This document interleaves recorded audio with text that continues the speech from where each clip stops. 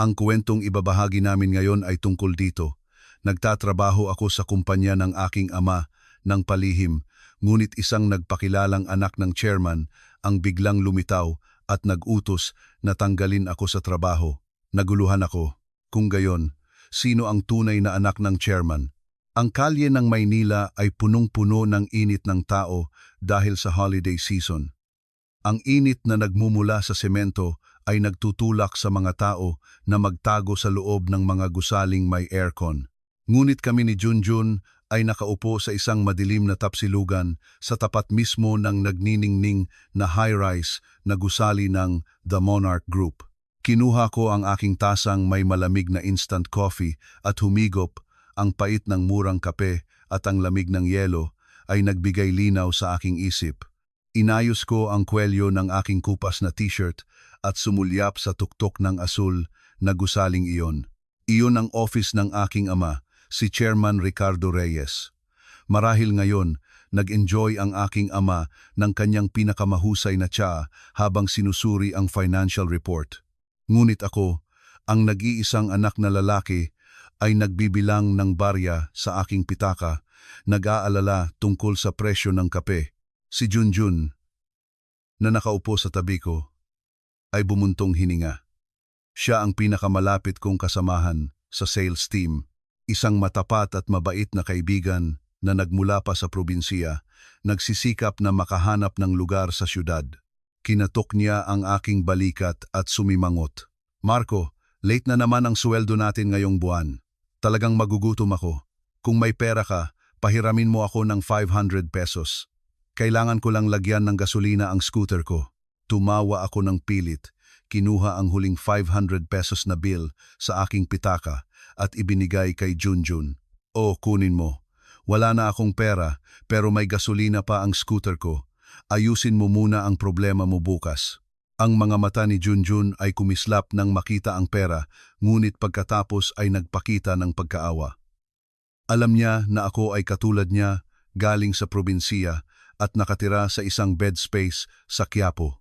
Sa paningin ng mga tao sa kumpanya, ako ay isang simpleng empleyado lamang na may karaniwang kakayahan, karaniwang pinagmulan at mahirap pa. Nagmamaneho ako ng isang lumang scooter papunta at pauwi sa trabaho. Ang tunog ng makina ay maingay na parang thresher. Ang mga damit ko ay binili lahat sa palengke o sa discount store. Walang sino man ang makapaniwala na ang empleyadong ito na nagngangalang Marco Reyes ay ang nag-iisang tagapagmana ng trilyon peso na kumpanya. Kinuha ni Junjun ang pera. Ang kanyang boses ay puno ng damdamin. Salamat Marco, napakasuwerte ko na may kaibigan akong tulad mo. Nabalitaan mo ba? May bago tayong manager at hindi siya kinuha mula sa labas. Siya ay miyembro raw ng pamilya ng chairman. Nagkunwari akong nagulat, tinaas ang kilay. Talaga? Bakit hindi ko narinig? Pero bakit siya ipinadala rito? Hindi ba dapat nasa head office siya, nagmamanage? Si Junjun ay bumulong sa aking tainga. Ang sabi ng mga babae sa HR, gusto raw ng chairman na sanayin ang kanyang anak. Ang tinatawag nilang golden boy ay ibinaba upang makita ang totoong sitwasyon sa ground level. Patay tayo. Ang mga ganyang mayayaman ay kadalasang maselan at mayabang. Tumawa ako ng malakas, kaya't ang tindera sa tapsilugan ay napatingin sa akin. Half tama si Junjun. Gusto nga ng chairman na sanayin ang kanyang anak, ngunit ang golden boy na iyon ay nakaupo mismo sa tabi niya. Hiniling ko sa aking ama na hayaan akong magsimula sa pinakamababang posisyon nang walang anumang pribilehiyo. Gusto kong makita ang aktwal na sistema ng operasyon ng kumpanya at unawain ang puso at pangarap ng mga empleyado. At higit sa lahat, gusto kong makahanap ng mga kasamahan na tunay na tapat, hindi mga sycophant na nanunuyo sa titulong heir. Huwag kang masyadong mag-alala, Junjun. Kung sino man ang maging boss natin, basta gawin natin ng maayos ang ating trabaho, wala tayong dapat katakutan. Tinitiyak ko kay Junjun at tumayo upang bayaran ang kape. Ang tindera, nakilala ako, ay ngumiti at nagsabi, Marco, bakit maaga ka yata ngayon? Bumili ka na lang kaya ng lottery ticket para swertehin ka. Sino ang nakakaalam? Baka mamaya, bilyonaryo ka na. Tumawa ako. Salamat po, Aling Nena. Mukhang hindi ako sinusuwerte. Ang pinakamasigurado ay ang makatanggap ng suweldo at makakain. Kinuha ko ang aking lumang scooter mula sa parking lot at sumama sa siksikan ng mga tao sa oras ng rush hour. Ang klakson at usok ay makapal. Ito ang totoong buhay. Ganito ako nabuhay sa loob ng 3 taon. Minahal ko ang katapatan ng kapaligiran na ito. Tulad ni na Junjun at Aling Nena, mga taong nagsisikap, ngunit alam ko rin na ang katahimikan bago ang bagyo ay laging maganda. Nang gabing iyon, pagbalik ko sa aking bed space, nakatanggap ako ng text message mula sa aking ama. Anak, isang bagong department head ang pupunta sa department mo sa susunod na linggo. Mag-ingat ka.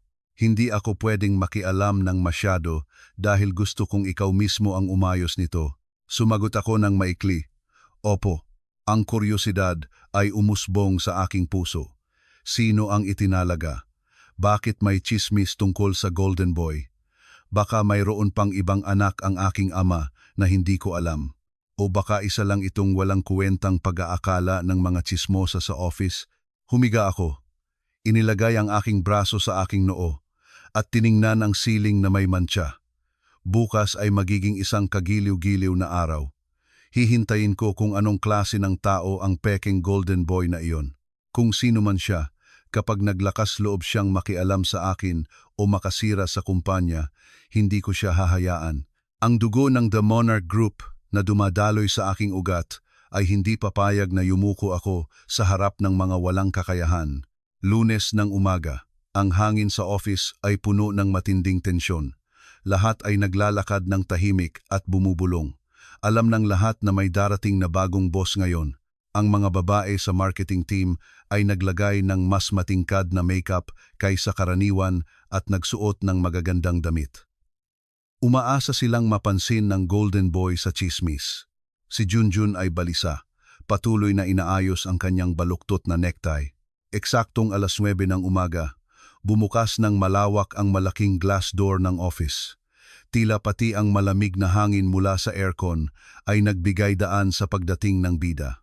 Pumasok si Tristan Velasco. Ang una kong impression sa kanya ay ostentatious siya, mahilig magpakita. Nakasuot siya ng bespoke na navy blue suit na saktong-sakto sa katawan, halatang mahal. Ang kanyang buhok ay makintab dahil sa gel, nagbigay ng mayabang na pakiramdam. Ang kanyang hublot na watch na may diamante ay kumikinang sa kanyang pulso. Ang kanyang Italianong sapatos ay gumagawa ng nakakainis na tunog habang naglalakad sa sahig. Sa likod niya ay si Dennis, na dating mula sa planning team ngunit sikat sa pagiging sycophant. Siya ay naging tapat na alalay, nagdadala ng bag ng bagong boss. Tumayo si Tristan sa gitna ng office at tiningnan ang lahat. Ang kanyang tingin ay matalim, puno ng paghamak at pag-aalinlangan. Tumaas ang kanyang baba at nagsalita siya sa isang autoritatibo ngunit nakakainis na boses. Magandang umaga sa inyong lahat. Ako si Tristan Velasco. Mula ngayon, ako ang mamumuno sa sales department na ito. Ayaw ko ng maraming salita. Ang resulta lang ang titingnan ko. Babalaan ko kayo. Galit ako sa katamaran at kawalang disiplina. Ang mga walang kakayahan, mag-resign na kayo. Huwag niyo akong hayaang ako pa ang magtanggal sa inyo. Ang office ay tahimik na parang walang daga. Walang naglakas loob na huminga ng malakas. Malaki talaga ang impluensya ng anak ng chairman. Lahat ay yumuko. Iniiwasan ang kanyang mga mata. Tumayo ako sa sulok ng office. Nakakrus ang aking mga braso. Tahimik na pinapanood siya. Ang kanyang aura ay ganap na naiiba sa aking ama. Ang aking ama ay may dignidad ngunit kalmado. Ang tingin niya ay malalim at mabait, hindi mayabang at mapagmataas tulad nito. Si Tristan ay tila isang nouveau rich na nanalo sa lottery, hindi isang manager na may tamang edukasyon. Bigla, pinutol ng tunog ng phone ang katahimikan.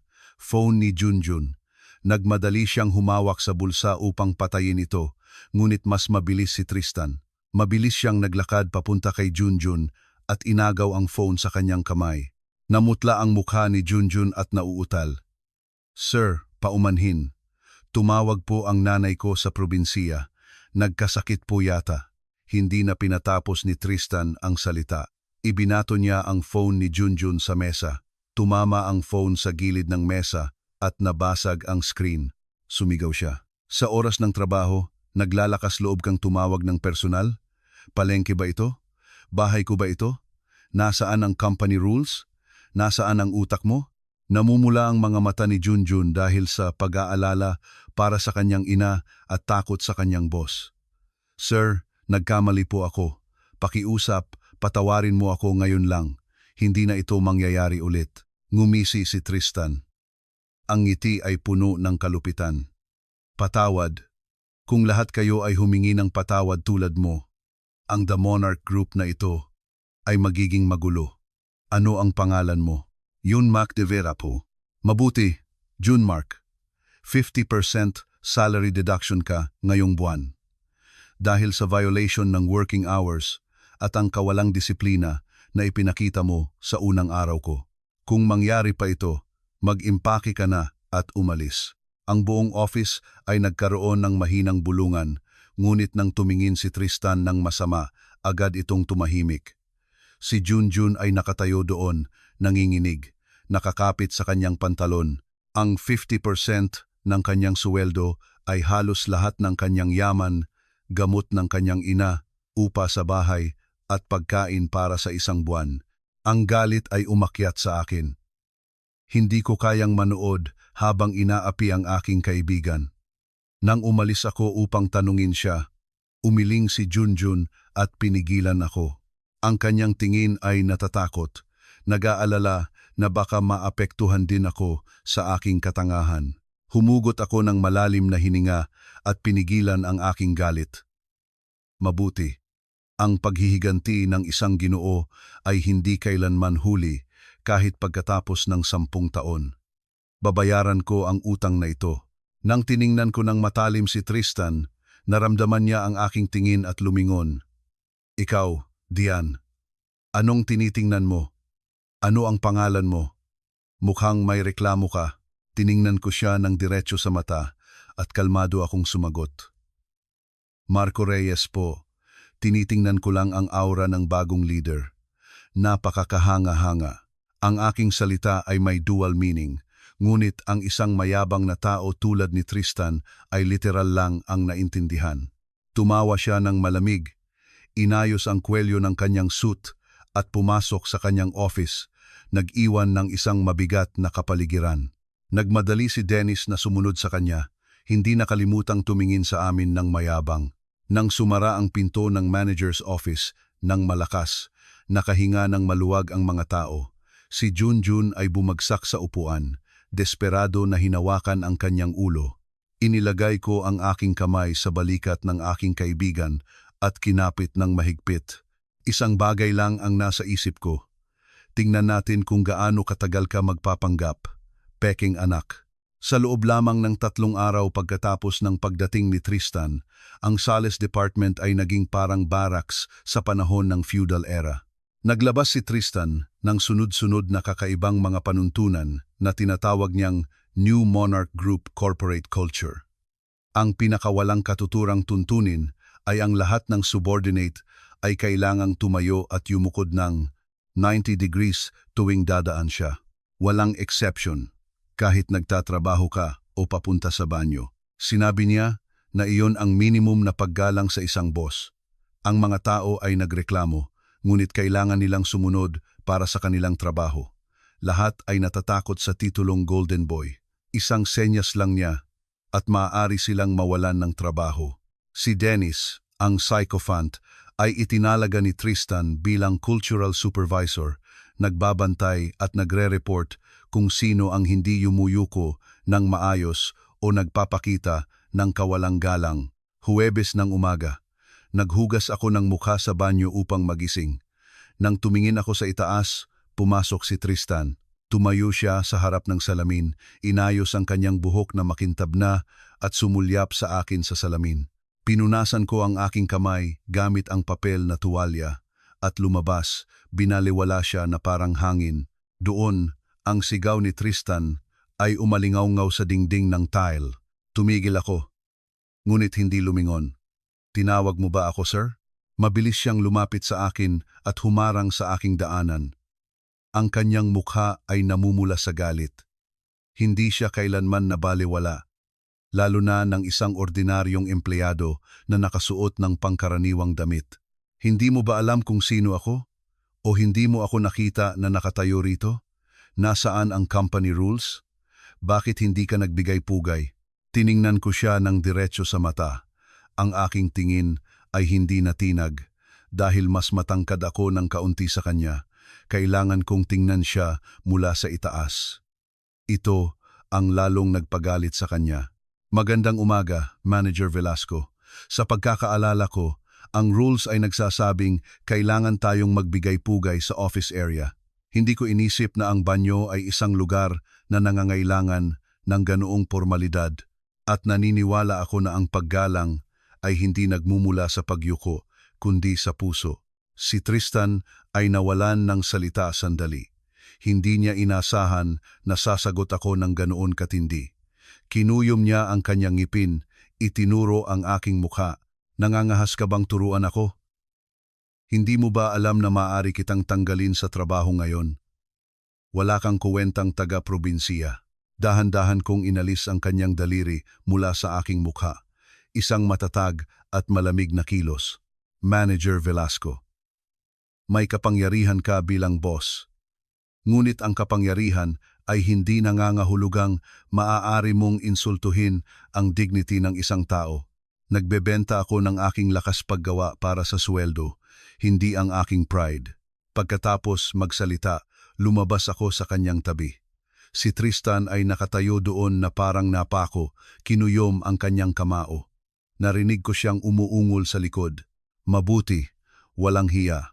Gusto mong mamatay, tuturuan kita ng leksyon sa paggalang. Tingnan natin kung gaano katagal mananatili ang peke mong lakas ng loob sa Maynila. Pagbalik ko sa aking upuan, nakita ko si Dennis na bumubulong ng kung ano sa ilang babaeng empleyado. Ang kanyang tingin ay nakatingin sa akin, kaya't sigurado akong nagkakalat siya ng tsismis o may masamang plano. Umupo ako, binuksan ang computer na parang walang nangyari. Kinatok ako ni Junjun sa siko, nag-aalala.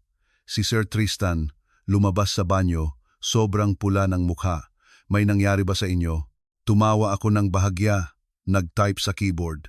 Wala lang, nagpalitan lang kami ng opinyon tungkol sa behavioral ethics. Huwag kang mag-alala at ayusin mo ang report mo. Baka madeduct ulit ang sweldo mo. Kahit nakalmado akong magsalita, alam ko na si Tristan ay isang petty na tao at matagal magtanim ng galit.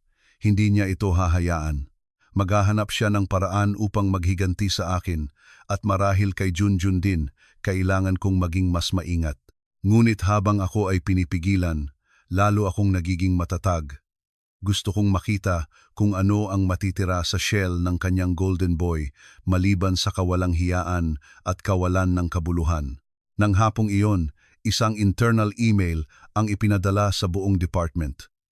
Hiniling ni Tristan na ang lahat ng empleyado ay mag-overtime upang makamit ang isang walang katuturang bagong sales target na itinakda niya.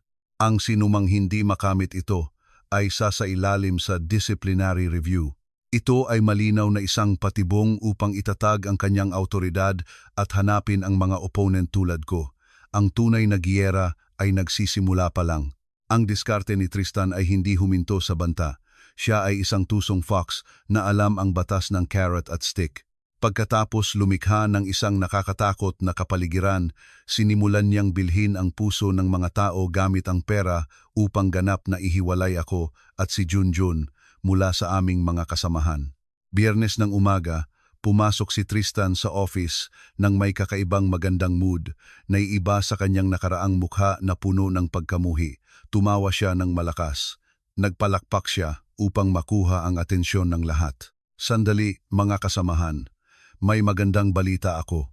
Upang itaas ang morale ng mga empleyado bago ang holiday season, nagpasya akong magbigay ng special bonus mula sa sarili kong bulsa sa mga nagpakita ng magandang attitude at pagsisikap noong nakaraang linggo.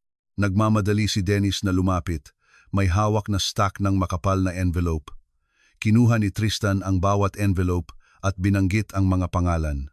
Si Miss Cynthia sa admin team, para sa pagtitimpla ng kape na saktong-sakto sa panlasa ko, 5,000 pence. Si Mr. Tan sa Team B, dahil sa mabilis na paggawa ng report, plain 1,000 pence. Ang aking tapat na alalay, si Dennis 15,000. Ang mga mata ng mga tao ay kumislap dahil sa pera. Nagpalakpakan sila ng malakas para sa mga empleyado na may mababang suweldo. Ang ilang libo ay hindi maliit na halaga. Ang mga nakatanggap ng pera ay nagpasalamat ng paulit-ulit, yumuyuko kay Tristan na parang sa isang hari. Ang mga hindi pa nakakatanggap ay tumingin kay Tristan nang may pag-asa. Umiikot si Tristan sa office, ipinamahagi ang halos lahat ng envelope. Sadya siyang dumaan sa harap ng mesa namin ni Junjun. Tumigil siya, tinapik ang natitirang envelope sa kanyang palad at ngumisi. Nakakaawa talaga ang dalawang ito. Ang attitude sa trabaho ay masama at maraming violation. Gusto ko sana na magbigay ng bonus sa inyo na parang magkakapatid, pero ang rules ay rules. Umaasa akong magsisikap kayo at tularan ang iba. Nagsalita siya ng malakas upang marinig ng buong office. Ang tingin ng awa, pity at pangungutya ay bumuhos sa amin. Ang ilang tao na dating kasabay kong kumain ng tanghalian ay umiwas ng tingin at hinawakan ang makapal na envelope sa kanilang bulsa. Nakakatakot talaga ang kapangyarihan ng pera. Kaya nitong sirain kahit ang tila matibay na relasyon ng magkasamahan. Ang mukha ni Junjun ay namula sa kahihiyan at kalungkutan. Yumuko siya sa keyboard. Desperado siya sa pera at syempre, nainggit siya. Ngunit may pride din siya. Kinatok ni Tristan ang balikat ni Dennis at nagsalita ng malakas. Mamayang gabi, ililibre ko kayo ng KTV sa BGC. Halika at mag-relax. Ako ang magbabayad ng lahat. Ang hindi pumunta ay nagbabaliwala sa akin. Ang buong office ay naghiyawan. Mabuhay Sir Tristan. Ang galing mo, sir. Si Tristan ay tila isang tagapagligtas. Si Dennis ay sumulyap sa akin at nagsalita ng may pang-aasar. Marco at Junjun, pupunta ba kayo? Inimbitahan kayo ni Sir. Huwag kayong magpakipot. Baka wala kayong pambayad ng taxi papunta roon. Ngumiti ako at kalmadong sumagot. Salamat sa imbitasyon, Sir Tristan at Dennis. Hindi kami pwedeng mawala sa masayang party ninyo. Pupunta kami. Hinila ni Junjun ang aking manggas. Nag-aalala, bumulong. Baliw ka ba, Marco? Pupunta tayo roon para lang lalo tayong mapahiya? Hindi ako sasama. Tiningnan ko si Junjun. Ang aking tingin ay matatag. Kailangan nating pumunta. Kung gusto nating makita ang isang kagiliw-giliw na play, kailangan nating pumunta. Magtiwala ka sa akin. Libreng kainan at inuman. Bakit hindi? Kung iiwas tayo, iisipin nilang natakot tayo. Nang tanghali, nakita ko si Dennis na hinila ang ilang empleyado sa hallway at bumulong. Nang dumaan ako, narinig ko si Dennis na nagsasabi, kapag nalasing natin si Marco mamayang gabi, bibigyan pa tayo ni Sir ng mas maraming bonus. Ipapahiya natin siya ng husto. Ngumisi ako.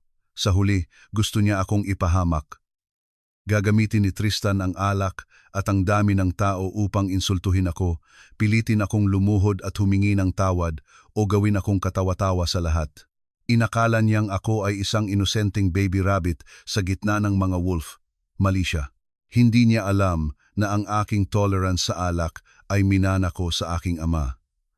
Ang aking ama ay tinatawag na the man who can drink 1,000 cups without getting drunk sa mundo ng negosyo. At ang pinakamahalaga, may hawak akong sikreto na kaya kong baligtarin ang lahat anumang oras. Kinatok ko ang balikat ni Junjun, sinisiguro sa kanya.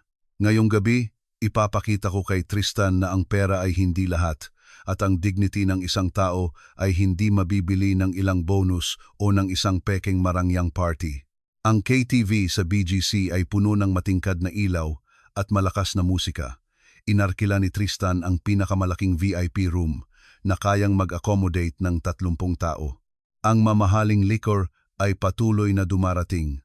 Ang beer tower at plate ng premium fruits ay nakalagay sa mesa. Si Tristan ay nakaupo sa gitna. May 2 magagandang empleyado sa tabi niya, nagbuhos ng alak. Hawak niya ang microphone, kumakanta ng isang walang lasa at sentimental na kanta. Ang mukha ay namumula dahil sa alak. Ang mga empleyado ay nakapaligid sa kanya, nagpalakpak at naghihiyawan na parang siya ay isang superstar. Kami ni Junjun ay nakaupo sa isang sulok malapit sa pinto, tahimik na umiinom ng beer at kumakain ng pulutan. Kami ay parang outsider sa gitna ng wild party na ito. Ang aking ex-girlfriend, si Suzette, ay nandoon din ngayong gabi. Nakasuot siya ng napakaikling miniskirt at mabigat na makeup. Nakaupo siya mismo sa tabi ni Tristan, minsan ay bumubulong sa kanyang tainga tumatawa. Ang eksenang iyon ay nagbigay ng pait sa isang sulok ng aking puso, hindi dahil sa pagsisisi, kundi dahil sa panghihinayang sa pagbabago ng isang tao. Si Suzette noon ay mabait at simple. Ang Suzette ngayon ay masyadong realistic at mukhang mura. Si Dennis ay lumapit sa akin. May hawak na punong baso. Sinundan siya ng ilang lasing na kasamahan. Hoy, Marco Reyes, Junjun de Vera. Bakit kayo nakatago sa sulok? Halika at mag-toast kay Sir Tristan. Kapag inimbitahan ka ng boss, ang hindi iinom ay nagbabaliwala sa kanya. Ibinaba ni Tristan ang microphone at tumingin sa amin. Ang kanyang tingin ay malabo, puno ng hamon. Tumango siya. Tama, halika kayo. Kapag naubos mo ang buong bote ng Chivas Regal na ito, pag-iisipan ko na ibalik ang deducted pay ni Junmark. At Marco, kung iinumin mo ang lahat, bibigyan kita ng 15,000 peso cash sa mismong lugar na ito. Ano? Kaya mo ba? Sinasabi niya ito, kinuha ang stack ng 1,000 bill mula sa kanyang bulsa at itinapon sa mesa. Ang buong silid ay tumahimik, naghihintay sa aking reaksyon. Ito ay isang malinaw at public na insulto. Gusto niya akong gawing circus monkey na gumagawa ng trick para sa ilang piraso ng pera. Si Junjun ay tumayo upang uminom para sa akin, ngunit pinigilan ko siya. Tumayo ako, inayos ang aking damit, at dahan-dahang naglakad patungo sa mesa. Tiningnan ko ang punong bote ng liquor, ang stack ng pera sa mesa, at panghuli ang mukha ni Tristan.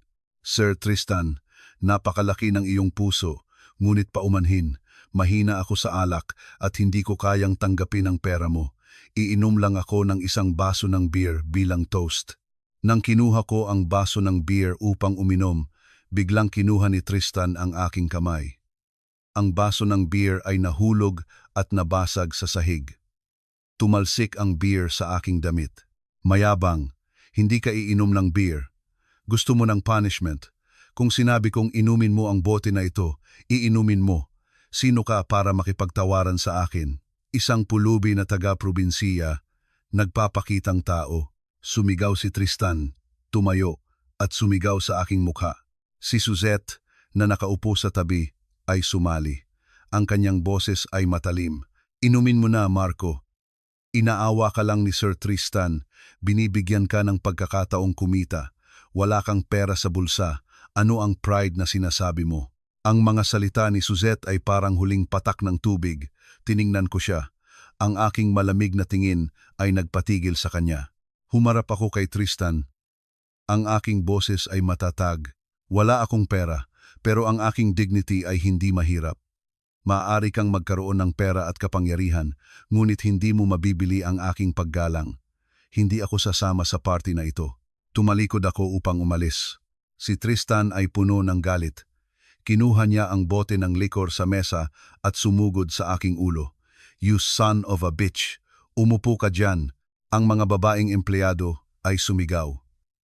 Sumugod si Junjun upang pigilan ako. Ngunit huli na. Ngunit dahil sa aking pagsasanay sa martial arts arnis, hapkido noong bata pa ako, naramdaman ko ang hangin sa aking likod. Mabilis akong lumingon. Pinalo ang pulso ni Tristan gamit ang aking kaliwang kamay. at dahan-dahang tinulak ang kanyang dibdib gamit ang aking kanang kamay. Crash! Ang bote ng likor ay nahulog at nabasag sa sahig.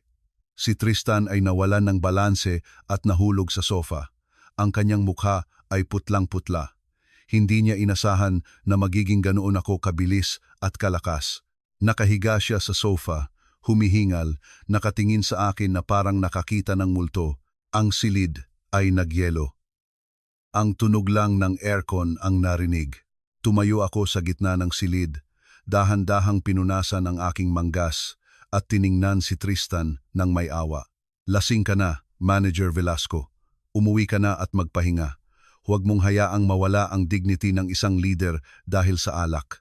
Pagkatapos magsalita, hinila ko ang kamay ni Junjun at umalis. Sa likod, naiwan ang mga naguguluhang tao at ang peking golden boy na nalulunod sa kahihiyan. Alam ko na pagkatapos ng gabing ito, ang giyera sa pagitan namin ni Tristan ay hindi na psikolohikal, kundi isang labanan para sa survival. Hindi niya ako hahayaan. At handa ako para sa laban. Nang lumabas kami sa pinto ng KTV, malakas ang simoy ng hangin. Tumingin sa akin si Junjun, ang kanyang boses ay nanginginig ngunit puno ng paghanga. Anong ginawa mo? Marco, sinaktan mo talaga ang boss? Diyos ko, matatanggal tayo bukas. Kinatok ko ang balikat ni Junjun at tumawa. Huwag kang mag-alala. Hindi niya tayo matatanggal agad. Ang pride niya ay masyadong malaki. Maghahanap siya ng mas masamang paraan. Pero huwag kang mag-alala. Nandito ako. Walang sinuman ang makakasakit sa iyo. Tiningnan ko ang kalangitan na puno ng bituin. Malapit na ang oras upang tapusin ang play na ito.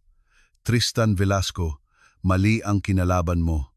Pagkatapos ng insidente sa KTV, biglang nawala si Tristan. Nag-sick leave siya at nagpahinga sa loob ng 3 araw. Ang kapaligiran sa office ay bumuti ng kaunti, ngunit alam ng lahat na ito ay ang katahimikan bago ang malaking bagyo. Lahat ay nag-aakala na nagpaplano si Tristan ng paghihiganti sa akin at kay Junjun. Ginamit ni Dennis ang pagkakataon na ito upang ikalat ang tsismis sa buong kumpanya na ako ay isang thug at sinaktan ko ang boss. Pinalaki niya ang kuwento. Ginawa akong isang empleyado na walang disiplina at walang kontrol. Maraming tao ang nagsimulang tumingin sa akin ng may pag-iingat. Natatakot silang maapektuhan din sila kung lalapit sila sa akin. Si Junjun ay hindi makakain ng maayos o makatulog ng maayos dahil sa pag-aalala. Natatakot siyang matanggal sa trabaho bago ang Christmas season kung saan kailangan ng kanyang pamilya ang pera. Pagbalik ni Tristan sa office sa susunod na Lunes, nawala na ang pasa sa kanyang dibdib, ngunit ang pagkamuhi sa kanyang mga mata ay dumami ng ilang beses. Hindi na siya sumisigaw o nagmumura tulad ng dati. Siya ay tahimik at gloomy. Ito ang pinakamapanganib na oras para sa isang petty na tao. Nang dumating ang oras ng weekly meeting, tinawag ni Tristan ang lahat ng empleyado ng sales team. Umupo siya sa podium, naglalaro sa kanyang mamahaling panulat at tiningnan ang lahat, ngunit sadyang binaliwala ako at si Junjun. Nagsalita si Tristan sa isang malamig na boses. Mga kasamahan, nakatanggap ako ng directive mula sa top management tungkol sa year-end restructuring. Dahil sa mahirap na sitwasyon sa ekonomiya, ang buong group ay kailangang islim down ang organization para sa mas efficient na operasyon. Kaya, ang department natin ay kailangang magbawas ng 20% ng personnel bago ang bagong taon. Ang office ay nagkaroon ng bulungan. Ang lahat ay natatakot. Ang mawalan ng trabaho sa panahong ito ay parang death sentence para sa isang pamilya. Tumayo si Dennis, inayos ang kanyang boses na parang mahalaga. Sir, ano po ang criteria sa pagbabawas? Ito po ba ay batay sa kakayahan at work attitude? Tumango si Tristan, ngumiti ng bahagya. Tama, ang mga hindi makamit ang target, ang mga walang sense of responsibility o ang mga sumisira sa internal unity sa pamamagitan ng rebellious behavior ay ilalagay sa blacklist. Maingat kong pinag-isipan ito at mayroon na akong listahan. Pagkatapos magsalita, Kumuha si Tristan ng isang piraso ng A4 paper mula sa kanyang briefcase at ibinagsak sa mesa.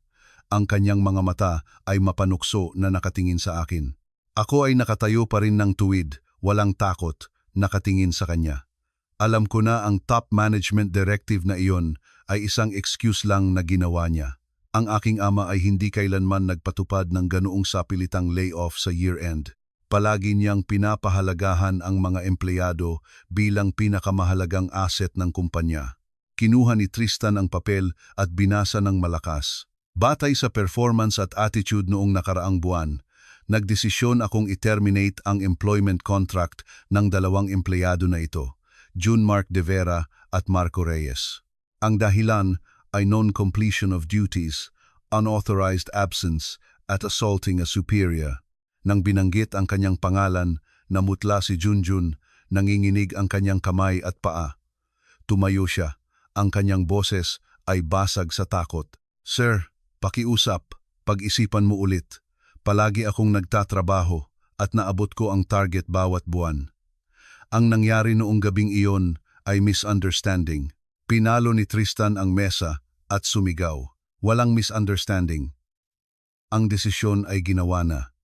I-turn over mo ang lahat ngayon at umalis sa kumpanya. Ayaw ko ng mga disruptive element tulad ninyo sa department ko.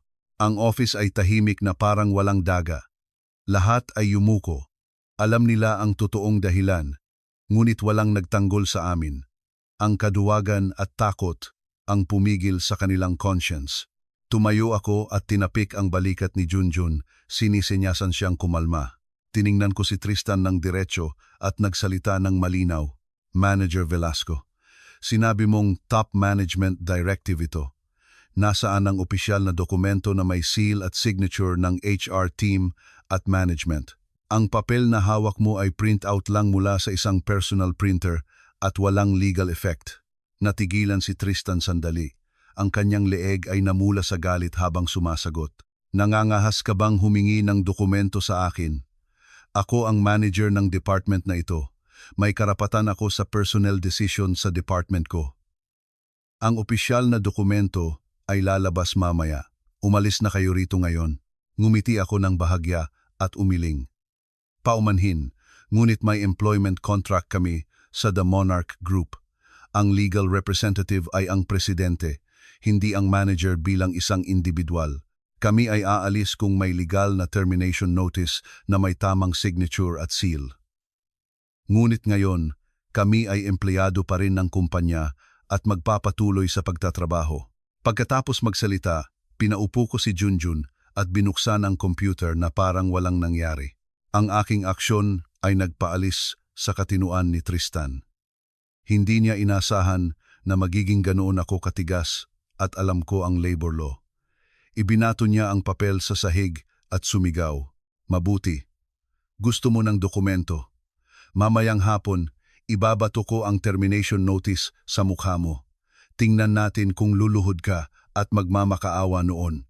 Nagmamadali siyang pumasok sa kanyang silid at isinara ang pinto ng malakas. Nagmadali si Dennis na sumunod, dala ang listahan. Ang mga tao sa office ay tumingin sa akin nang may awa at paggalang.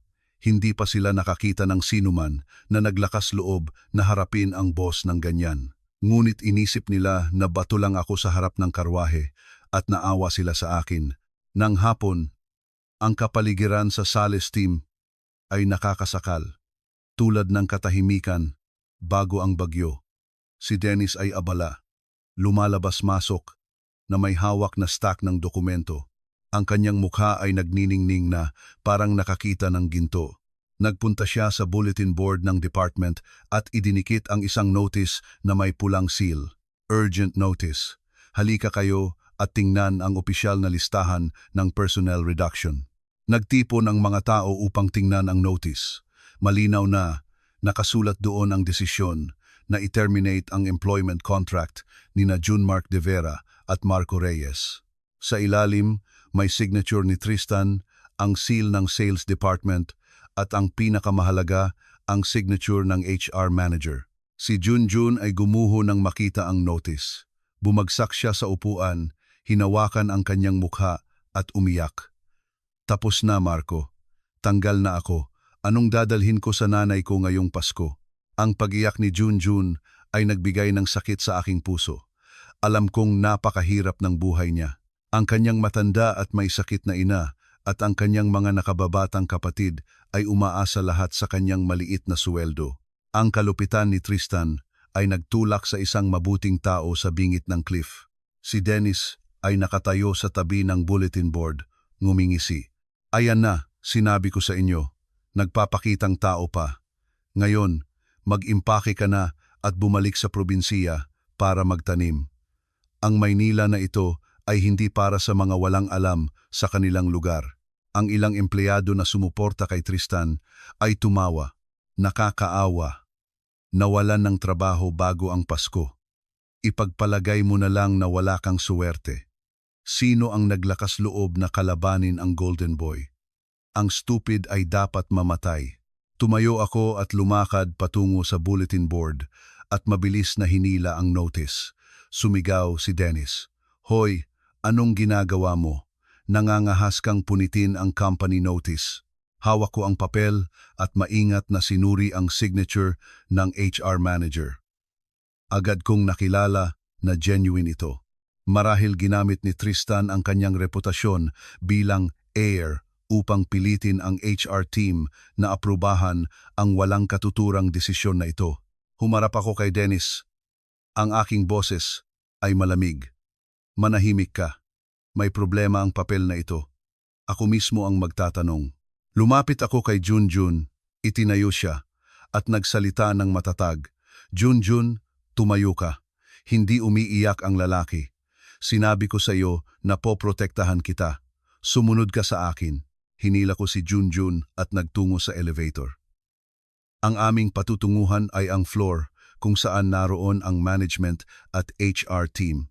Ang mga tao sa office ay naguguluhan, nakatingin sa amin. Nagmadali si Dennis, nakinuha ang kanyang phone at nag-report kay Tristan. Sa loob ng elevator, pinunasan ni Junjun ang kanyang luha at nag-aalala na nagtanong, "Saan tayo pupunta?" Marco, hihingi ba tayo ng tawad sa HR team? Walang silbi.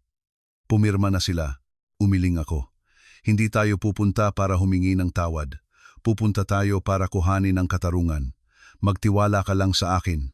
Sa totoo lang, hindi ako pupunta sa HR team agad. May kailangan akong tiyakin. Pindot ko ang button ng elevator patungo sa rooftop ng gusali kung saan walang pumupunta. Sa mahangin na rooftop, kinuha ko ang aking phone at tumawag sa aking ama. Ang personal number na tanging alam lang ng pamilya. 2 ring at sinagot niya. Ang mababa at mainit na boses ng aking ama ay narinig. Anak, anong problema? Hindi ba oras ng trabaho ngayon? Humugot ako ng malalim na hininga at kalmadong nagsalita. Ama, may seryoso akong itatanong. Mayroon ka bang lihim na anak na nagngangalang Tristan Velasco? Sa kabilang linya, nagkaroon ng ilang segundo ng katahimikan at pagkatapos ay narinig ang malakas na tawa ng aking ama. Anong sinasabi mo? Lihim na anak? Ako ay mayroon lang ikaw at ang iyong ina.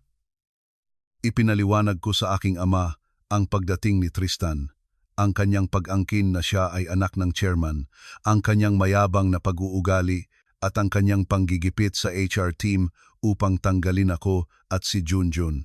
Nang matapos ang kwento, ang boses ng aking ama ay naging mahigpit. Tristan, wala akong kilalang kamag-anak o kaibigan na may ganyang pangalan. At sino man siya, hindi ko papayagan na gumawa ng gulo sa kumpanya ko. Huwag kang mag-alala. Magpapadala ako ng tao para imbestigahan agad. Kung naglakas loob siyang gamitin ang aking pangalan para gumawa ng masamang bagay, haharapin ko siya ng mahigpit. Nag-atubili ako sandali at nagpatuloy. Ama, sa tingin ko, may koneksyon siya sa isang tao sa management kaya siya naglalakas loob. Gusto kong ako mismo ang mag-ayos ng bagay na ito. Isa lang ang maitutulong mo sa akin, Ama. Sabihin mo sa akin, ano man.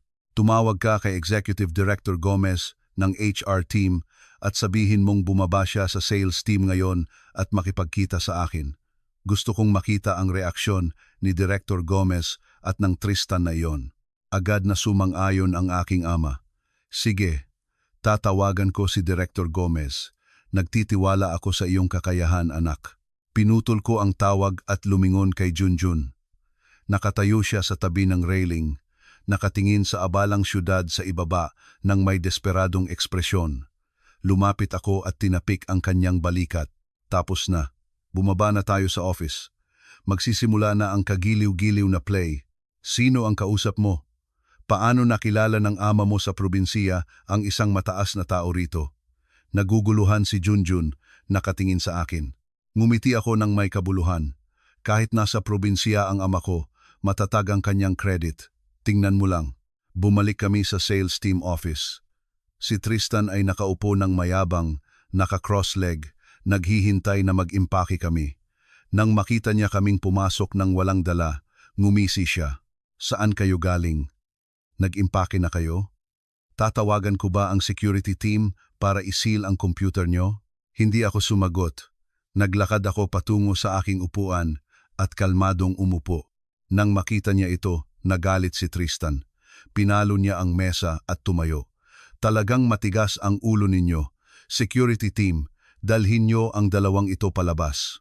Dalawang malaking security guard ang pumasok, ngunit naguguluhan ang kanilang mukha. Gusto nila ako dahil palagi ko silang binabati at binibigyan ng inumin, ngunit hindi nila kayang suwayin ang utos ng boss.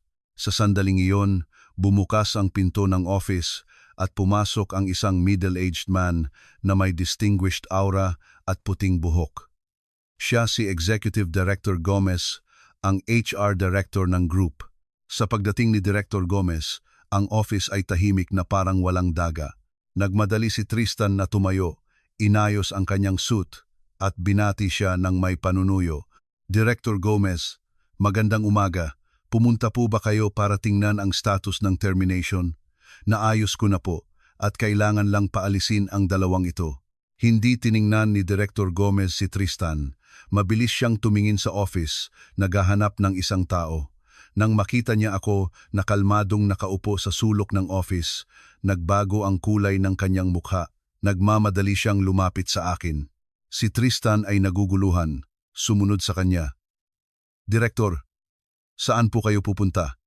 Siya ay isang tinanggal na empleyado. Tumayo si Director Gomez sa harap ko. Nagbigay siya ng isang reflexive bow, ngunit nang makita niyang bahagya akong tumango, pinigilan niya ang sarili. Umubo siya at pinunasan ang kanyang pawis gamit ang panyo. Pagkatapos, humarap siya kay Tristan. Ang kanyang boses ay nanginginig. Manager Tristan, sino ang nagbigay sa iyo ng karapatan na tanggalin ang mga empleyado ng walang pahintulot? Si Tristan ay nataranta, nauutal. Kayo po, hindi ba inapruba ninyo ang listahan kaninang umaga? Nag-report ako na ang dalawang empleyado na ito ay may seryosong violation. Pinutol ni Director Gomez si Tristan at nagsalita ng matatag. Inapruba ko kaninang umaga dahil nagtiwala ako sa report mo. Ngunit pagkatapos kong i-review ang mga dokumento at makatanggap ng direktang instruction mula sa chairman, nalaman kong ang proseso ng termination na ito ay ganap na mali. Siniraan mo at ginipit ang mga empleyado. Ang buong office ay nagulat. Hindi nila maintindihan kung bakit biglang nagbago ang HR director ng 180 degrees. Si Tristan ay putlang-putla. Hindi niya inasahan na magbabago si Director Gomez ng ganoon kabilis. Pero, Direktor, sinamaan ni Director Gomez ng tingin si Tristan. Kinailangan ni Tristan na lunukin ang kanyang mga salita. Sinubukan niyang gamitin ang card ng anak ng chairman, ngunit hindi siya naglakas loob na kumilos sa harap ni Director Gomez, ang pinakamalapit na tao sa tunay na chairman.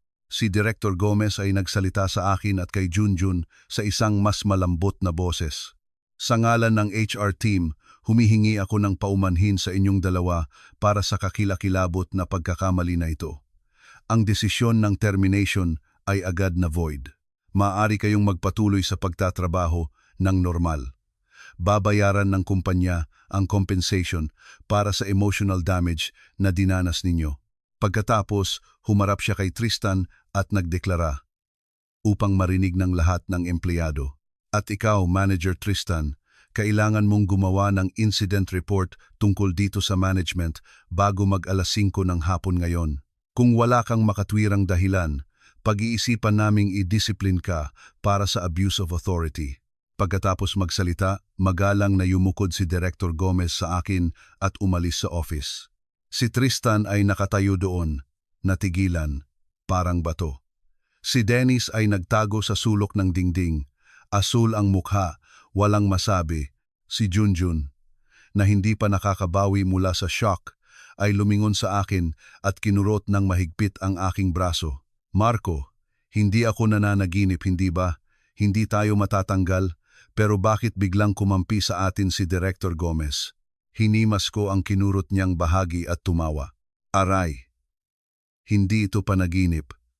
Sinabi ko sa iyo, umupo ka, kumalma ka, kapag mabait ka at tapat, may biyaya. At kung malinis ka, wala kang dapat katakutan. Marahil ang management ay nalaman na inaapi tayo at nakialam. Sumulyap ako kay Tristan. Nakatingin siya sa akin nang may pagkamuhi at takot. Unti-unti niyang napagtanto na hindi ako isang ordinaryong empleyado na madaling kalabanin. Ngunit ang kanyang hangal na kayabangan ay pumipigil pa rin sa kanyang katinuan.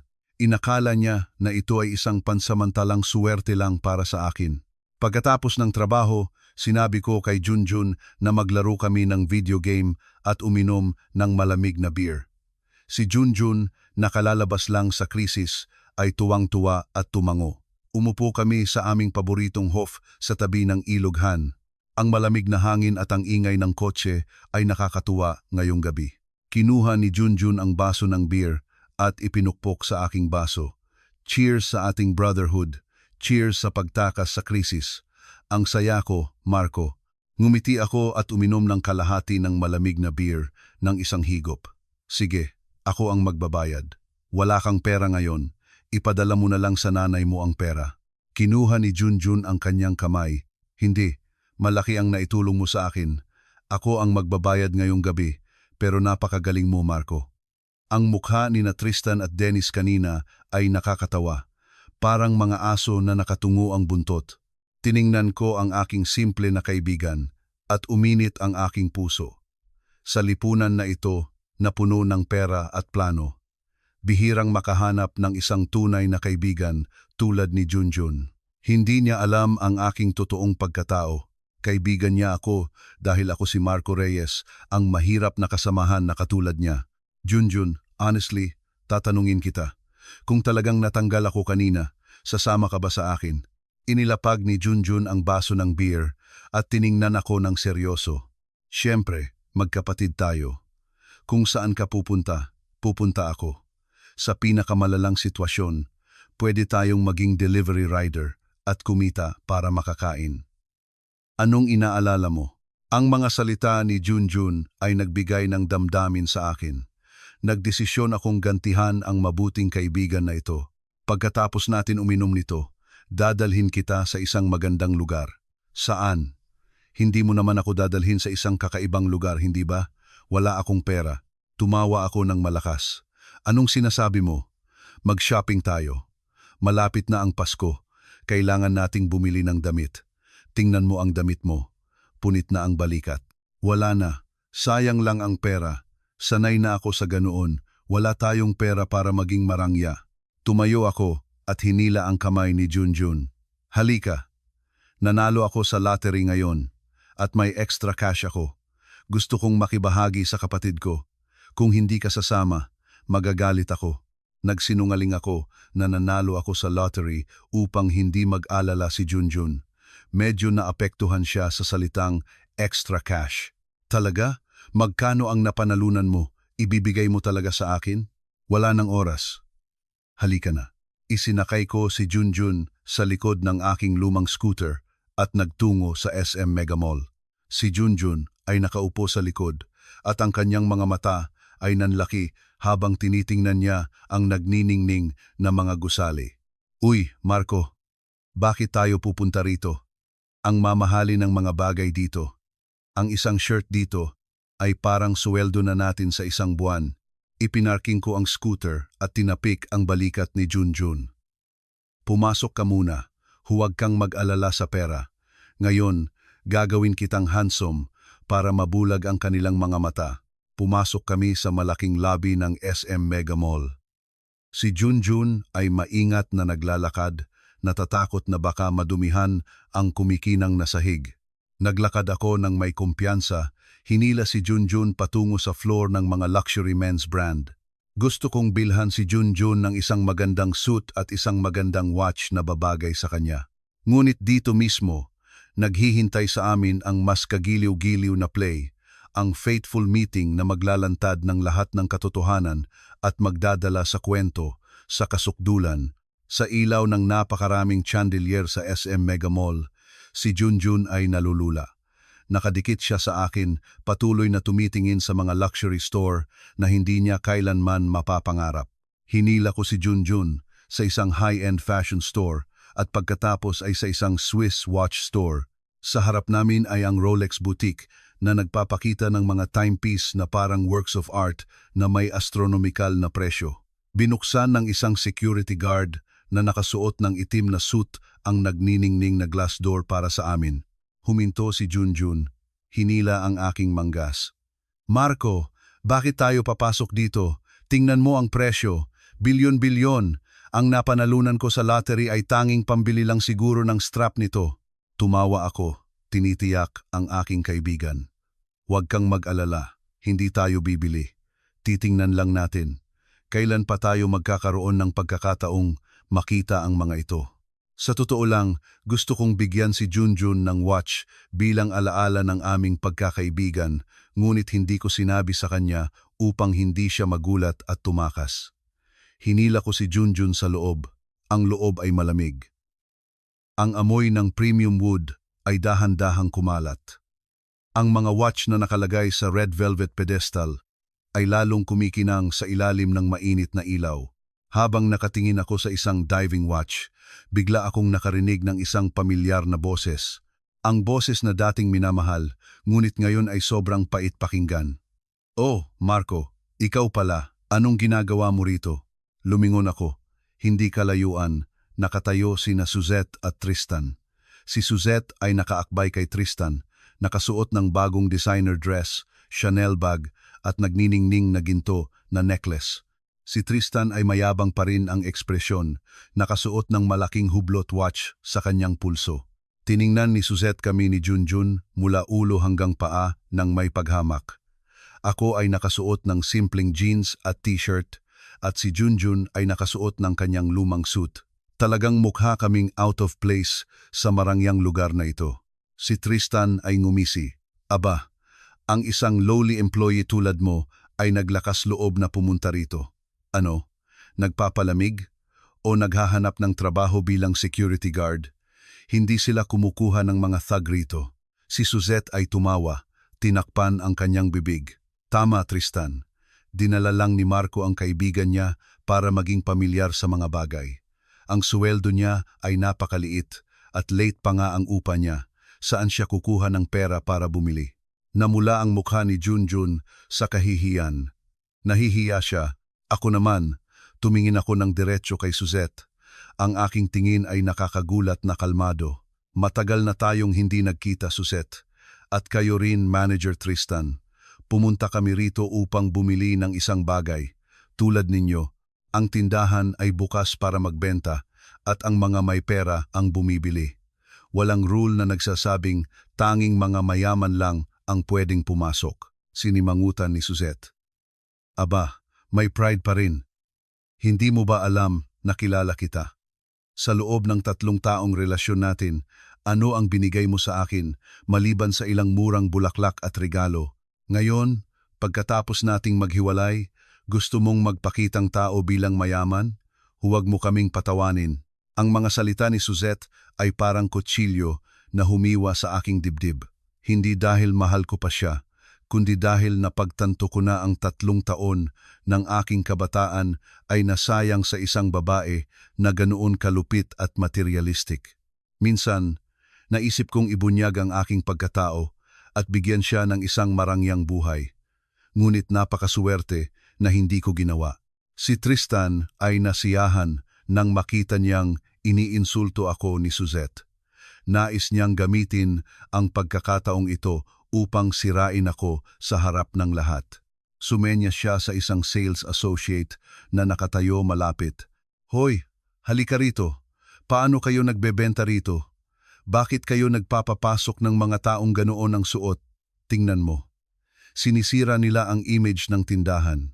Kami, bilang VIP customer, ay napaka-disappointed na makasama ang mga ganoong tao sa iisang lugar. Ang empleyado ay nataranta, tumingin sa amin at kay Tristan. Alam niyang simple lang ang aming suot, ngunit ang rule ng tindahan ay hindi dapat diskriminahin ang mga customer. Ngunit dahil sa mamahaling suot at mayabang na attitude ni Tristan, inakala niya na siya ay isang malaking spender at ayaw niyang galitin siya. "Sir, ang rule po ng aming tindahan ay," pinutol ni Tristan. Kinuha niya ang isang nagniningning na dilaw na VIP card mula sa kanyang pitaka at ipinakita sa empleyado. "Rules? Ako ay isang regular na customer dito at ito ang aking privilege card. Palabasin mo silang dalawa ngayon. Kung hindi, tatawagin ko ang manager at idedemanda ka." Si Suzette ay sumigaw din sa matalim na boses. "Tama, ang dalawang iyan ay tumitingin lang. Mukhang wala silang pambili. Baka nakakaabala lang sila at nagnanakaw. Palabasin mo sila agad." Ang empleyado ay nahihirapan. Tiningnan niya ako at nagsalita sa isang boses na humihingi ng tawad. Itinaas ko ang aking kamay upang pigilan siya. Hindi ko sinisisi ang empleyado. Siya ay isang empleyado lang na tumatanggap ng sweldo at ginigipit ng mga nouveau rich na ito. Tiningnan ko si Tristan at ngumiti ng bahagya. "Manager Tristan, may privilege card ka pala. Ang ganda. Ngunit sa pagkakaalam ko, ang VIP card na ibinibigay ng The Monarch Group sa kanilang partner company ay hindi ganoon kadilaw at walang lasa. Binili mo ba ang card na iyan sa Divisoria?" Si Tristan ay natigilan at namula. Nagmadali siyang kinuha ang card at ipinasok sa kanyang pitaka. Ang kanyang leeg ay namula sa galit habang sumasagot. "Anong alam mo? Ito ay isang limited edition card para sa mataas na lipunan. Hindi mo ito makikita kailanman, taga-probinsiya." Hinila ni Junjun ang aking braso at bumulong. "Marco, umalis na tayo. Hindi ko na kaya ang kahihiyan dito." Dahan-dahan kong kinatok ang likod ng kamay ni Junjun, pinigilan siya. "Hindi. Kailangan kong bilhan ka ng watch ngayon. Tingnan natin kung sino ang kailangang umalis dito." Sinabi ko sa empleyado sa isang matatag na boses. "Maaari po bang tawagin ninyo ang manager? May reklamo ako tungkol sa customer service attitude." Tumawa ng malakas si Tristan. "Hahanapin mo ang manager." "Sino ka?" "Abusado ang manager sa pag-aalaga ng mga importanteng customer. Wala siyang oras para makipagkita sa isang pulubi na tulad mo. Huwag kang mag-arte." Si Suzette ay sumimangot din. "Hindi mo alam ang iyong lugar, Marco. Tingnan mo ang salamin. Mas nakakahiya kung hihilahin ka ng security guard palabas." Sa sandaling iyon, isang middle-aged man na nakasuot ng malinis na itim na suit at gold-rimmed glasses ang lumabas mula sa silid sa likod. Siya si Manager De La Cruz, ang senior manager ng chain na ito, at may matagal na siyang relasyon sa aming pamilya. Kalmado siyang lumabas at sinuri ang eksena gamit ang kanyang matalim na tingin. Nang makita siya, ang empleyado ay nagmadaling lumapit na parang nakakita ng tagapagligtas at nagulat ng sitwasyon. Nang makita ni Tristan ang manager, lalo siyang naging mayabang. Inayos niya ang kanyang necktie, tinaas ang kanyang baba at nagsalita. "Ikaw ba ang manager dito?" "Ako si Tristan Velasco, anak ng chairman ng The Monarch Group. Palabasin mo ang dalawang ito sa tindahan. Nakakaabala sila sa aming shopping." Sumimangot si Manager De La Cruz nang marinig ang salitang anak ng chairman. Nagtatrabaho siya sa The Monarch Group sa loob ng mga dekada, ngunit hindi niya kailanman narinig na may anak na nagngangalang Tristan ang chairman. Tiningnan niya si Tristan nang may pag-aalinlangan at pagkatapos ay lumipat ang kanyang tingin sa akin. Nang tumama ang kanyang tingin sa akin, ang kanyang seryosong mukha ay biglang lumuwag. nagbago sa matinding pagkagulat at paggalang. Nagmamadali siyang lumapit sa akin, itinulak si Tristan. Halos matumba si Tristan. Yumuko si Manager De La Cruz sa harap ko at nagsalita sa isang boses na puno ng damdamin. Sir Marco, Diyos ko, ikaw pala. Bakit hindi mo sinabi na darating ka? Hindi ko tuloy nasundo ka. Ang buong tindahan ay tahimik na parang walang daga.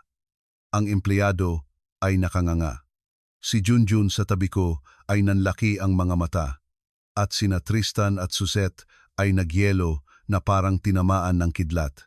Ngumiti ako at itinayo si Manager De La Cruz. Magandang araw, Manager. Matagal na tayong hindi nagkita. Dumaan lang ako sandali para tingnan ang mga bagay. Ayaw kong makaabala sa iyo. Ngunit may nangyari na hindi maganda. Mabilis na lumingon si Manager De La Cruz at tiningnan sina Tristan at Suzette nang may malamig na tingin. Sino ang naglakas loob na magpakita ng kawalang galang kay Sir Marco? Si Tristan ay putlang-putla, nauutal. Tingnan mo ang mga tao mo. Siya ay isang empleyado lang. Ako ang tunay na anak ng chairman ng The Monarch Group. Ngumisi si Manager De La Cruz sa isang boses na puno ng paghamak. Huwag kang magsinungaling. Nagtrabaho ako sa Chairman Ricardo Reyes ng higit sa 20 taon at nakita kong lumaki si Sir Marco noong bata pa siya. Siya ang nag-iisang anak at nag-iisang tagapagmana ng The Monarch Group. Sino ka upang manggaya at manloko rito?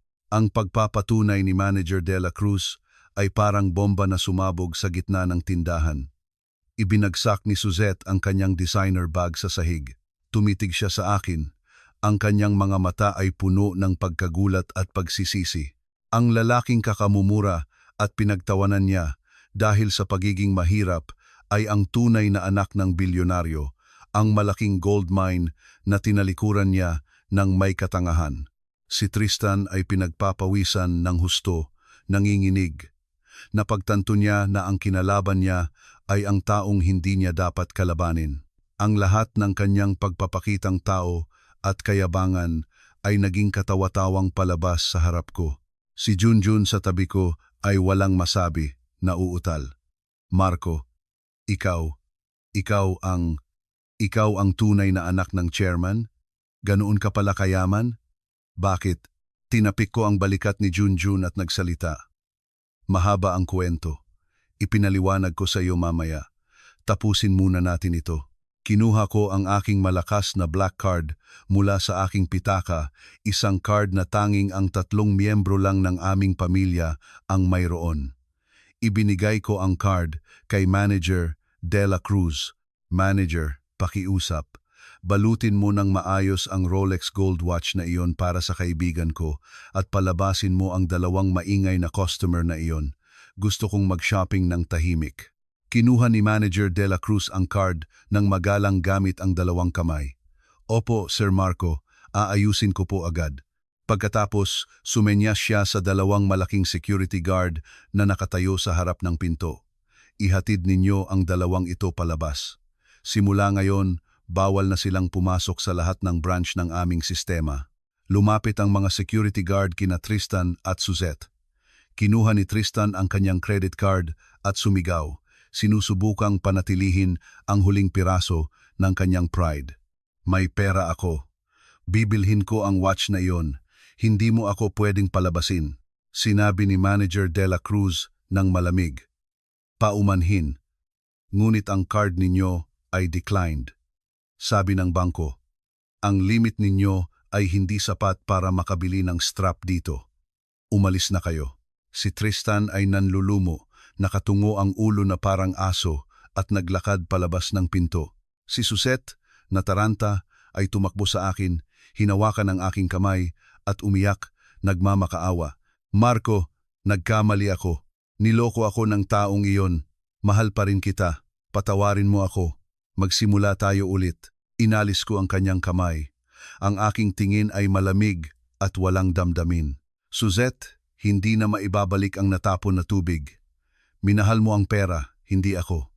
Ngayon may pera ako, ngunit wala kang lugar sa tabi ko. Hanapin mo ang pangarap mong mayaman sa iba. Umiyak si Suzette ng miserable. Ngunit walang awa siyang hinila palabas ng mga security guard. Nang sumara ang glass door, pinaghiwalay nito ang dalawang mundo. Sa isang panig, ang peking karangyaan na gumuho. Sa kabilang panig, ang tahimik ngunit makapangyarihang katotohanan. Bumalik ako kay Junjun. Nakatingin pa rin siya sa nagniningning na gold watch na kinuha ni Manager De La Cruz. Marco, ibibigay mo talaga ito sa akin. Magkano ito? 500,000 peso. Pikit mata. Para sa iyo iyan, dahil ikaw ang kasama ko sa pinakamahirap na oras. Ang ating pagkakaibigan ay mas mahalaga kaysa sa watch na ito. Si Junjun ay nanginginig sa luha. Hindi niya kayang tanggapin ang ganoong kalaking regalo, ngunit matatag kong isinuot ang watch sa kanyang pulso. Sanayin mo ang sarili mo. Kailangan ko ng isang napaka-capable na assistant sa tabi ko at kailangan mong maging maayos ang hitsura.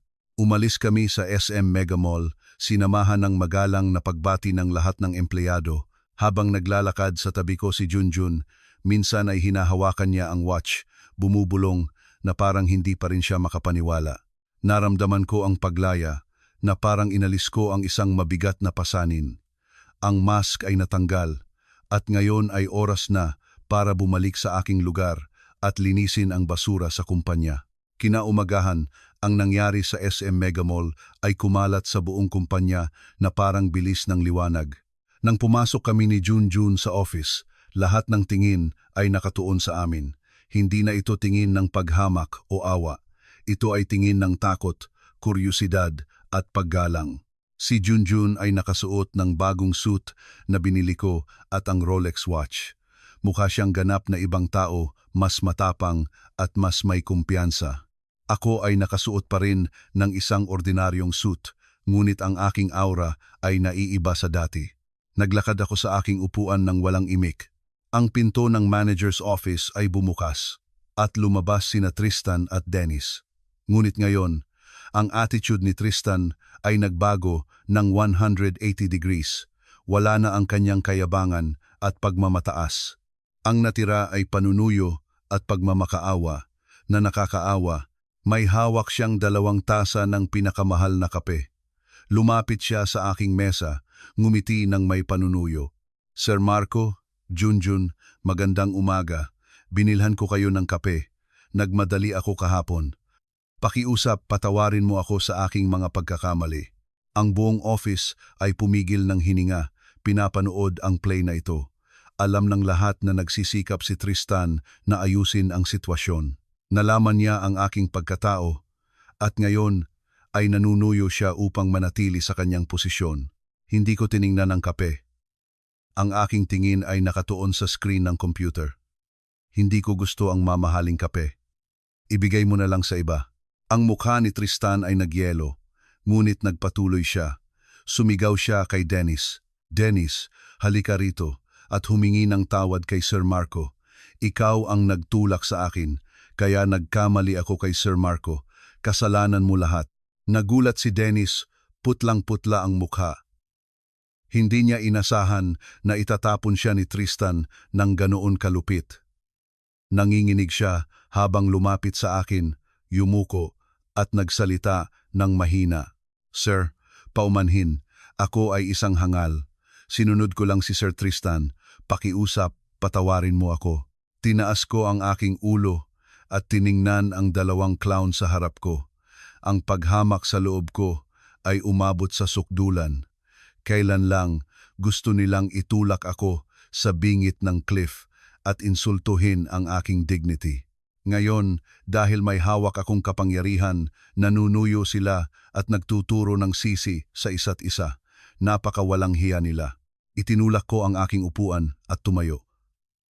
Ang malakas na tunog ay nagpatigil sa buong office.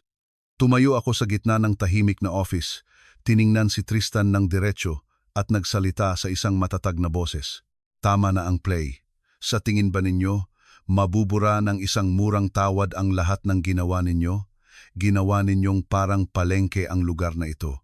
Ginamit ninyo ang pera at peking kapangyarihan upang apakan ng iba. Hindi ko kailangan ng tawad ninyo. Ang kailangan ko ay kalinisan sa kumpanya na ito.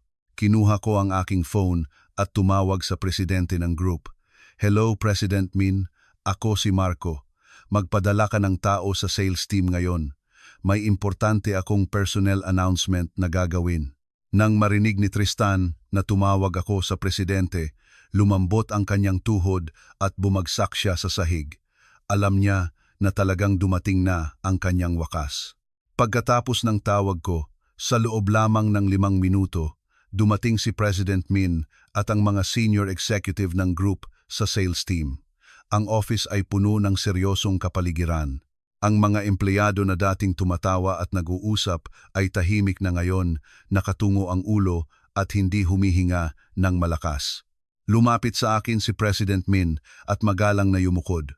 Dumating po ako ayon sa request ni Director Marco. Tumango ako at sinenyasan siyang tumabi. Umakyat ako sa podium na dating ginagamit ni Tristan para magpakitang tao. Tiningnan ko ang pamilyar na mga mukha. May mga tumawa sa akin at may mga umiwas sa akin, ngunit hindi ko na sila pinapansin. Ang target ko ngayon ay ang mga mastermind. Itinuro ko si Tristan na nakaluhod sa sahig. "Tristan Velasco, nagpakilala ka bilang anak ng chairman, inabuso ang iyong kapangyarihan, ginipit ang mga empleyado, at nagdulot ng internal division.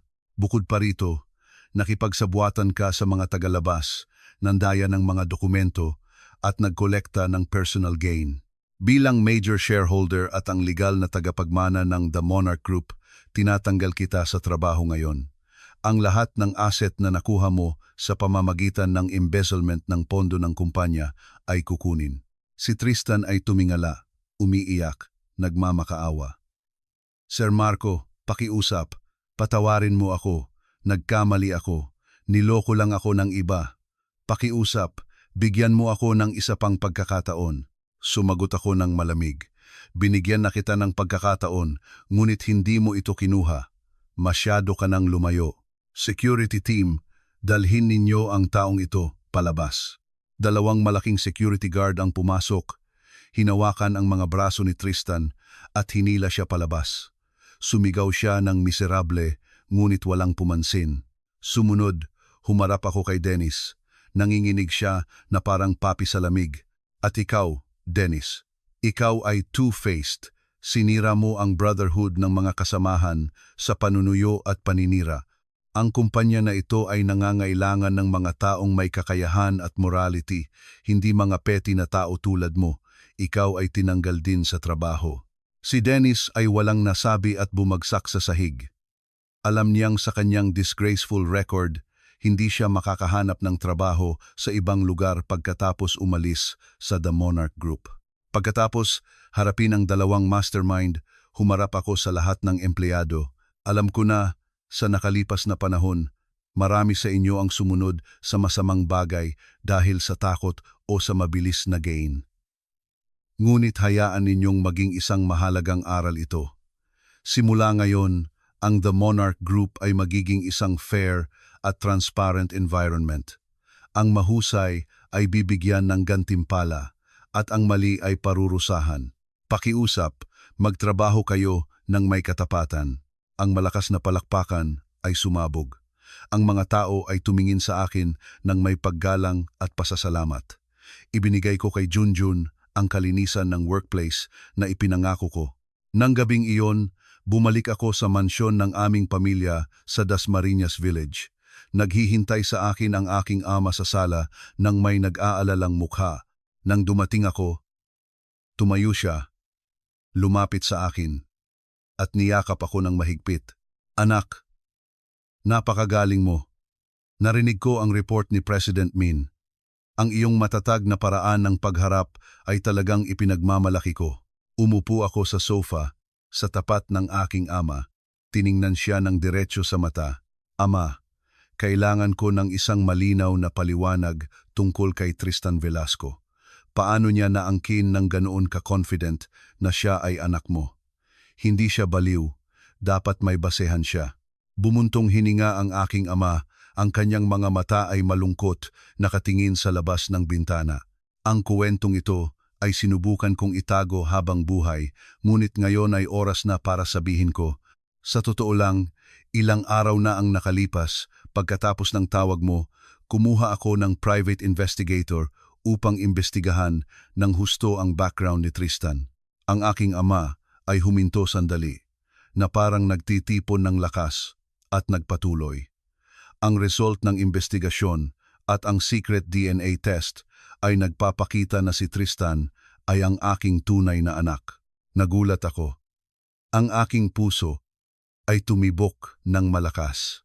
Nag-aakala ako, ngunit hindi ko maiwasang magulat nang kumpirmahin ito mismo ng aking ama. Kung gayon, niloko mo kami ni inay? Umiling ang aking ama. Hindi. Huwag kang magkamali. Nangyari ito noong matagal na panahon, bago ko pa makilala ang iyong ina. Nagkaroon ako ng maikling relasyon sa isang babae sa probinsiya noon. Pagkatapos, umakyat ako sa Maynila para sa negosyo at nawalan kami ng kontak. Hindi ko alam na nagbuntis siya. Hindi rin siya kailanman lumapit sa akin para sabihin iyon. Kasalukuyan lang, si Tristan ay lumapit sa kumpanya, dala ang mga lumang souvenir at ang DNA test result, nagsimulang manggipit. Ngunit sumusumpa ako na hindi ko siya kailanman nakilala o kinilala. Natatakot ako. Natatakot akong malungkot ang iyong ina. Natatakot akong masira ang pamilya namin. Sinubukan kong ayusin ito ng tahimik. Nagbigay ako sa kanya ng pera upang makapagsimula ng negosyo sa ibang lugar. Ngunit hindi ko alam na may ambisyon siyang agawin ang buong kumpanya. Hinawakan ng aking ama ang aking kamay at nagsalita sa isang mataos na boses. Marco, tanging ikaw lang ang aking legal na anak. Ikaw ang aking pride. Nagdesisyon na ako. Hindi ko hahayaang makialam si Tristan sa aming yaman o negosyo. Kung kinakailangan, gagamit ako ng lawyer upang putulin ang lahat ng legal na ugnayan. Magtiwala ka sa akin. Nakita ko ang puting buhok ng aking ama at naramdaman ko ang awa. Nagtiwala ako sa iyo, ama. Ngunit kailangan nating ayusin ang problemang ito ng maayos upang hindi na ito maging mas malaking problema sa hinaharap. Sa pagkatanggal ni Tristan sa trabaho at ang paglantad ng kanyang sikreto sa kapanganakan, ang buhay ni Suzette ay ganap na nagbago. Pinalayas siya sa marangyang kondo na tinitirhan niya. Sa totoo lang, ang kondo na iyon ay pag-aari ko. Ibinigay ko sa kanya ng libre noong nakita kong nahihirapan siya sa kanyang maliit na bed space. Nang maghiwalay kami, hindi ko ito nabawi agad at nagpakitang tao si Tristan na binili niya ang kondo. Naniwala si Suzette sa kanya. Inakalang nakahanap siya ng isang matatag na suporta. Ngayon na nalantad ang katotohanan, binawi ng aking lawyer ang kondo. Si Suzette ay nasa kalye, walang bahay at walang pera at may tatak na materialistic sa kanya. Kinaumagahan, habang papasok ako sa lobby ng kumpanya, isang tao ang tumalon sa harap ng aking kotse. Si Suzette. Wala na ang kanyang marangyang look na nakita ko sa SM Mega Mall. Siya ay magulo at pagod. Lumuhod si Suzette sa harap ko at umiyak ng miserable. Marco, pakiusap. Huwag mo akong palayasin. Nagkamali ako. Niloko ako ni Tristan. Mahal pa rin kita. Dahil sa ating 3 taong relasyon. Pakiusap. Patawarin mo ako. Tinulak ng security guard si Suzette, ngunit pinigilan ko sila. Lumabas ako ng kotse, tumayo sa harap ni Suzette at tiningnan siya ng may awa. Suzette, mahal mo ako. Sa loob ng 3 taon, binigay ko sa iyo ang lahat ng aking katapatan, ngunit tinapakan mo ito dahil sa pera. Iniwan mo ako sa pinakamahirap na oras at ininsulto mo ako sa harap ng iba. Ngayon, nang nalaman mong mayaman ako, nagmamakaawa ka. Ang pag-ibig mo ay napakamura. Hinawakan ni Suzette ang aking binti at umiyak. Nagkamali ako, talagang nagkamali ako. Hayaan mo akong magsimula ulit. Magiging mabuti ako sa iyo. Susundin ko ang lahat ng sasabihin mo. Inalis ko ang kanyang kamay at nagsalita ng malamig. Masyado ng huli, Suzette. Ang tiwala na nawala ay hindi na maibabalik. Hindi ako pwedeng magkaroon ng materialistic at traitorous na babae sa tabi ko. Umalis ka at maghanap ng ibang paraan para mabuhay. Pagkatapos magsalita, Sinabi ko sa HR manager na nakatayo malapit. Simulan mo ang proseso ng termination ng contract ni Suzette ngayon. Ang dahilan ay disruption of company order at damage to group image. Si Suzette ay sumigaw sa desperasyon, ngunit naglakad ako, hindi lumingon. Alam kong malupit ako, ngunit ang kalupitan na ito ay kailangan upang putulin ang nakakalason na relasyon na ito. Pagkatapos matanggal sa trabaho, si Tristan ay nasa desperadong sitwasyon. Hinahabol siya ng mga loan shark dahil sa kanyang profligate lifestyle at malaking utang sa sugal. Nagpunta siya sa aking ama para humingi ng pera, ngunit matatag siyang tinanggihan ng aking ama at pinagsarhan ng pinto. Sa desperasyon, nag-isip siya ng krimen. Ang pagkamuhi at desperasyon ang nagtulak kay Tristan na maging mapangahas. Inakala niya na ako ang dahilan kung bakit nawala ang lahat sa kanya. Nagplano siyang maghiganti sa akin, kumuha ng pera, at tumakas sa ibang bansa. Isang gabi, ako at si Junjun ay pauwi na galing sa hapunan. Ihahatid ko si Junjun sa kanyang one-room apartment. Ang eskinita papunta sa bahay ni Junjun ay liblib, at ang ilaw ng poste ay madilim. Nang lumingon ang scooter sa kanto, biglang may lumabas na itim na anino at humarang sa aming daanan. Si Tristan. May hawak siyang nagniningning na kutsilyo. Ang kanyang mga mata ay puno ng galit. Umuungol siya na parang nasugatang hayop. Bumaba kayo. Bumaba kayo ngayon. Kalmado kong pinatay ang makina at ipinarada ang scooter. Si Junjun ay nagtago sa likod ko dahil sa takot. Tristan Velasco, ano ang gusto mo? Kumalma ka at huwag kang gumawa ng hangal na bagay. Tumawa si Tristan na parang baliw, itinutok ang kutsilyo sa akin. Anong gusto ko? Gusto ko ng pera. Kinuha mo ang lahat sa akin. Ngayon, babayaran ko. Ibigay mo sa akin ang 1 biyong ngayon. Kung hindi, sasaksakin kita. Tiningnan ko ang kutsilyo sa kanyang kamay at ang kanyang mga mata. Mas nakita ko ang takot at desperasyon kaysa sa pagpatay. Siya ay isang taong nasa dulo na ng daan. Wala akong ganoong kalaking cash ngayon. Ibaba mo muna ang kutsilyo at mag-usap tayo. Mag-usap? Anong pag-uusapan? Mag-transfer ka agad. Alam kong marami kang pera sa account mo. Bilisan mo. Sumugod siya at itinutok ang dulo ng kutsilyo sa aking leeg. Sumigaw si Junjun. Marco, mag-ingat ka. Nang kukunin na ng talim ang aking balat, kumilos ako. Ginamit ko ang aking 10 taon ng pagsasanay sa Hapkido Arnis. Umilag ako sa gilid. Gamit ang aking kaliwang kamay, pinalo ko ng malakas ang pulso ni Tristan. Gamit ang aking kanang kamay, nagbigay ako ng isang malakas na uppercut sa kanyang tiyan. Umuungol si Tristan sa sakit at binitiwan ang kutsilyo, ngunit pinilit niya pa rin akong yakapin at itumba. Napanatili ko ang aking balanse. Itinulak ko siya sa aking balikat at ibinagsak siya sa sementadong sahig. Si Tristan ay nakahiga sa sahig, umuungol sa sakit. Mabilis kong kinuha ang kanyang braso at ibinaluktot sa likod niya. Junjun, tumawag ka sa pulis. Wala pang 15 minuto, dumating ang pulisya. Ikinalawit nila si Tristan at dinala sa istasyon ng pulisya. Nagsinungaling pa rin si Tristan na ako ang unang nagsimula ng away at sinaktan ko siya ng walang dahilan. Ngunit hindi niya alam na inasahan ko ang sitwasyon na ito. Ang action cam sa aking helmet ay nakarecord ng lahat mula nang harangan niya ang aming daanan at bantaan kami ng kutsilyo upang kumuha ng pera hanggang nang mapigilan ko siya. Sa harap ng hindi matatawarang ebidensya, yumuko si Tristan at inamin ang kanyang kasalanan. Siya ay kinasuhan ng attempted murder at robbery. Ang hatol sa kanya ay magiging isang mahabang sentence kung saan magsisisi siya sa kanyang mga pagkakamali. Nalaman ng aking ama ang balita. Malungkot siyang bumuntong hininga, ngunit hindi siya nakialam para sa awa. Sinabi ng aking ama na ang bawat isa ay kailangang magbayad para sa kanyang ginawa at kailangang harapin ni Tristan ang batas para sa kanyang mga aksyon. Pagkatapos ng ilang buwan, ang lahat ay tumahimik.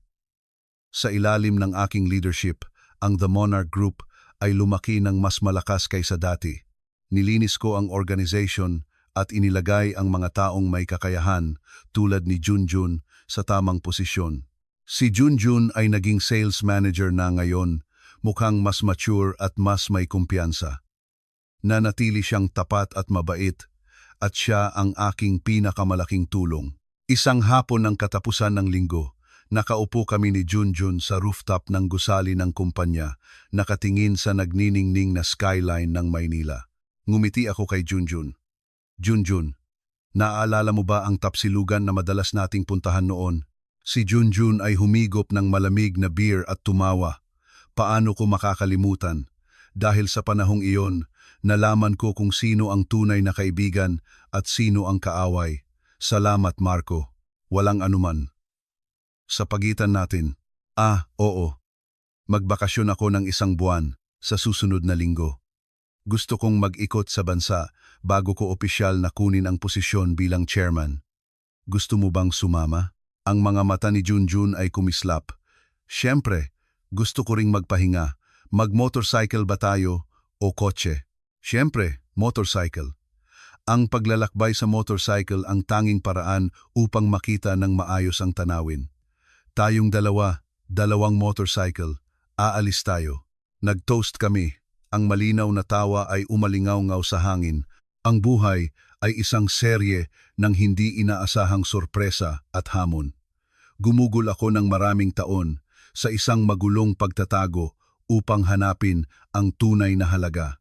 At sa wakas ay natagpuan ko iyon. Hindi ito pera o kapangyarihan.